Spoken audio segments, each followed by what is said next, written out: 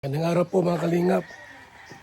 Ngayon pong araw po, gusto ko lang pong i-confirm yung pag-alis ni Papa Dan po sa Camarines Norte. Gusto kong malaman natin talaga kung totoo po na si Papa Dan po ay aalis na po ng Cam Norte at lilipat na po siya ng Metro Manila. Alam po natin po na galing si Papa Dan doon sa Metro Manila at nag-resign nga sa trabaho. Nag-resign sa trabaho at naglipat dito. At alam din po natin kung gaano siya kasipag na charity vlogger. Marami na siyang pabahay po na pinagawa po niya. Ito po si Papa Dan. So, ayan si Kuya Brooks at iputanungin. Brooks! Ulam natin bukas. Baboy, 10. Nakakahat. Kuya Brooks! Bebal. Ano yung nabalitaan ko na si Papa Dan ay aalis na sa Cam Norte, sa Daet. Yung nga mga balay, pag uwi nila dito galing Maynila, yun agad ang nakabungad sa akin at ang kanilang plano ay samantala daw muna silang doon muna sila. Kasi gusto nilang makatipid din sa OPA. So, dahil din po sa ang mga kita ni Hana at ni Kuya niya, kapatid ni Gemma. Pagkagaling kasi ng Taiwan, bakasyon para magpatatak ng passport nila sa Pilipinas. Doon titira. Ba't kailangan na lumipat sila sa Manila? Ba't kailangan lumipat? Isa na rin daw yung mag-grow up doon sa kanilang channel. At meron na silang gagawin doon sa Maynila. 2 contents na lang kakaiba. Yung bang wala mang pabahay doon kasi mahirap man doon ang lupa at mahal. Ano lang, puro ayuda, ang sabi niya, o kaya mga feeding program na gagawin nila doon sa mga barangay, sa mga lugar na sobrang hirap din. Yun ang kanilang plano. Yun nga lang, itong bago magkatapusan ng April, alis na rin sila, lilipat na. Sino kasama sa paglipat? Kuya Brooks? Siya na si Jenny.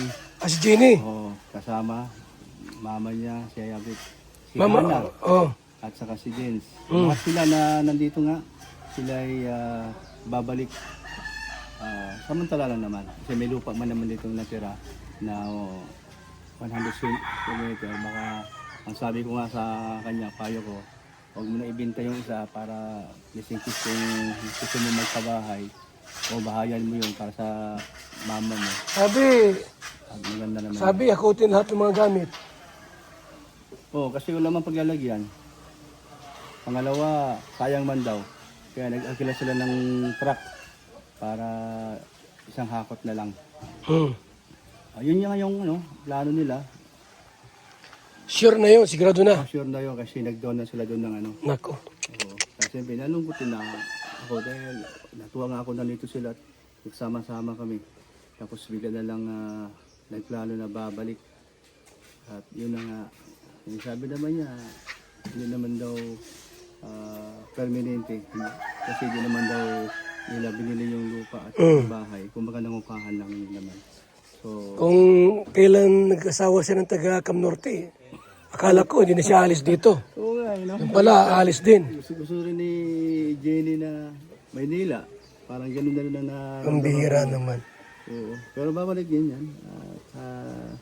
After 1 month, 2 months, tingnan mo, babalik yan. Pagdala lahat ng gamit, mahirapan ng bumalik yan. Sabi mo, naghakot ng isang truck na Hindi, mag-ano pa lang. Yun ang plano. Wala yan, hindi na makakabalik yan dito. Oo. Yung sana yung S1 ng... Dapat si Jenny ang pumigil at rito siya eh. Tuwa nga ako nakapag-asawa rito at ay tama-tama. Hindi na siya alis sa Bicol. Yung nga to lang... Hindi na siya alis dito, pero ba't nangyari? Yun ang pagkakaintindi ko na dapat dito na nga si Dan kasi kakabikol yung napangasawa niya. Para kala gusto din pala sa Maynila. Pambira yan. Ang ano ko dyan, ang hula ko dyan,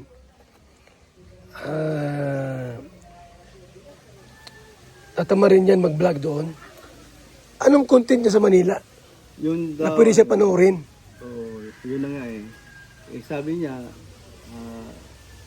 susubukan daw nila ni Hana. Bahala na sila, ba? Sila naman nakakaalam sa gagawin nila. Ayaw ko naman silang suplahin o Nag-live nga ako, sabi ko, mas maganda, full force kami ni Papa Dan. sabi ko nga kaya, Sama-sama, tulong-tulong, sabi ko nga kay Dan, magpalakasan, collaboration. sama-sama baga.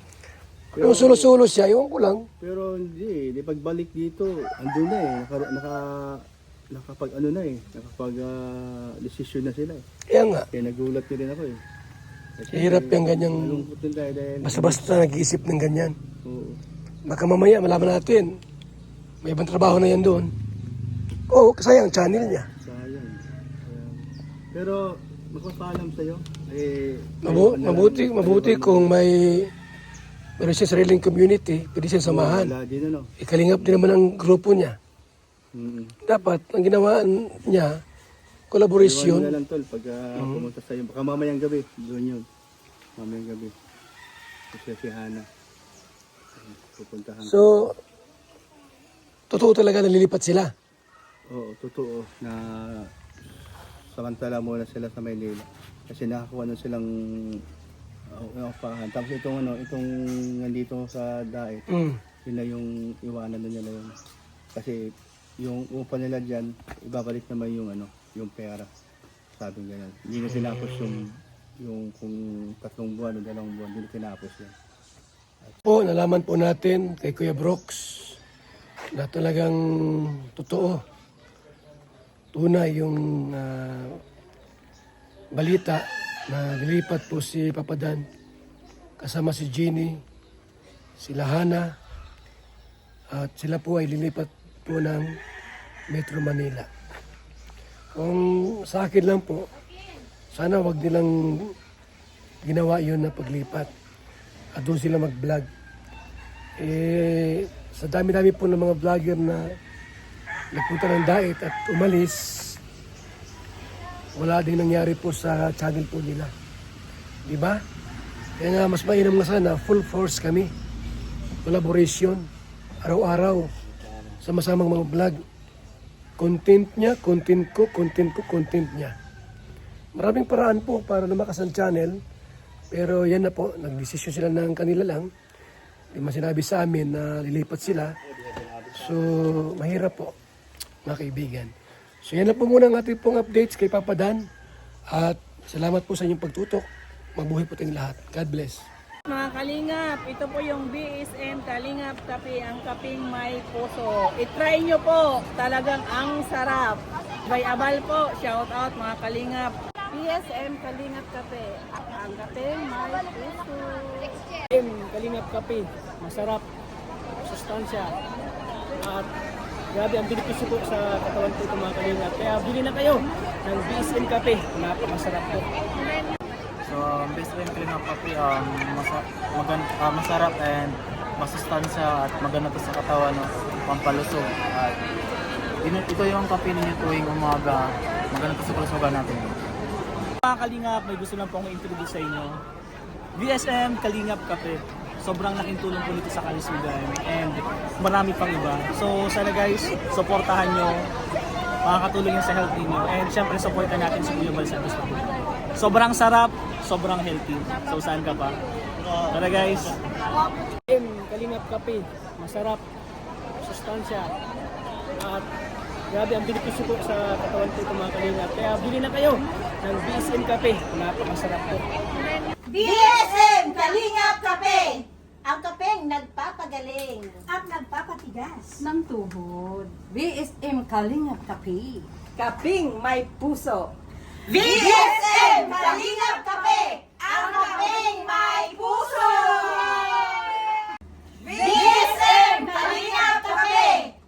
Nagpapagaling at nagpapatigas. ng tuhod. BSM Kalingap Kape. Kaping may puso. BSM Kalingap Kape! Ang kapeng may puso! BSM Kalingap Kape! kapeng nagpapagaling. At nagpapatigas. Ng tuhod. BSM Kalingap Kape. Ang kaping may puso.